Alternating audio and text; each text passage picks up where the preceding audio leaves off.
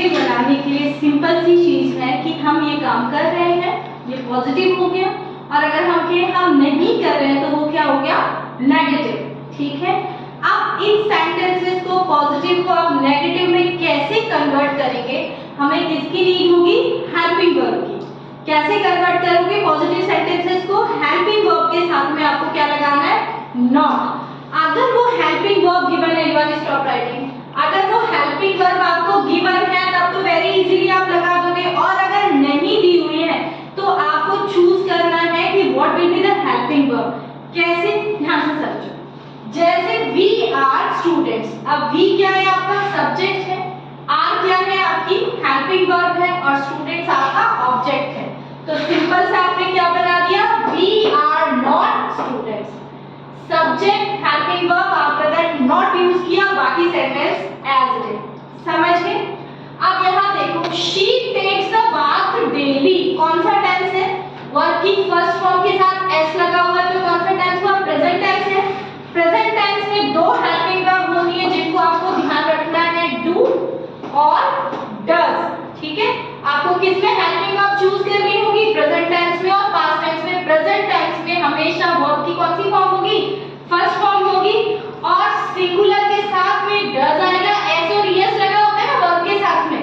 ठीक है, जैसे यहाँ पे एस लगा हुआ है तो शी आपका सिंगुलर ही है ना, वहां पे आप क्या ले लोगे, हेल्पिंग वर्ब डज ले लोगे। ये ध्यान रखना, मैनी टाइम्स ये रिपीट हो चुका है। ठीक है, और अगर प्लूरल हो, सब्जेक्ट आपका प्लूरल हो तो हेल्पिंग वर्ब क्या हो जाएगी, आपकी डू हो जाएगी।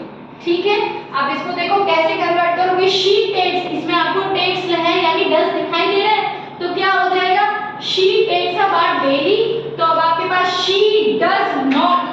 अब टेक्स का क्या हो जाएगा बेटा, ये एस किसमें इन्वॉल्व है, डज में, तो यहाँ पे क्या रह जाएगा, ये टेक ही रह जाएगा। ठीक है, she does not take a bath daily. बाकी सेंटेंस एज इट इज है, कुछ भी नहीं करना है, सिंपल सी चीज है, हेल्पिंग वर्ब के साथ नॉट लगाना, और अगर हेल्पिंग वर्ब नहीं है तो आप वर्ब में से ढूंढ लेंगे। अगर फर्स्ट फॉर्म है तो डू और डज हो जाएगा, सेकंड फॉर्म है तो डिड। ठीक है, बाकी सब सेंटेंस में आपको हेल्पिंग वर्ब मिलेगी। ठीक है, यहाँ पे आ जाएंगे, रेनू क्लोज हर बुक। अब आप जानते हो फर्स्ट फॉर्म क्या होती है, क्लोज, और ये क्या लिखी हुई है, क्लोज, यानी सेकंड फॉर्म है। सेकंड फॉर्म में पास्ट टेंस में आपकी हेल्पिंग वर्ब क्या होती है, डिड। ठीक है, तो यहाँ पे क्या हो गया, रेनू डिड नॉट। अब देखिए क्लोज से डिड हट गया, यानी क्या बचेगा, ओनली क्लोज, फर्स्ट फॉर्म आ जाएगी।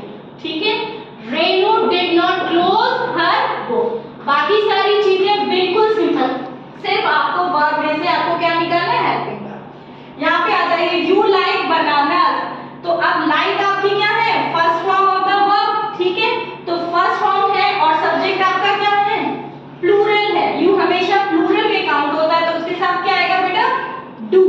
तो क्या हो जाएगा, you do not like bananas, Devisha stop writing. ठीक है, you do not like bananas, understood. यहाँ देखिए, स्विच ऑन द लाइट, अब ये क्या है, कमांड सेंटेंस है, इंपेरेटिव सेंटेंस है, तो इंपेरेटिव में आपकी वर्ब की फॉर्म कुछ भी हो, आपको डू ही यूज करना है।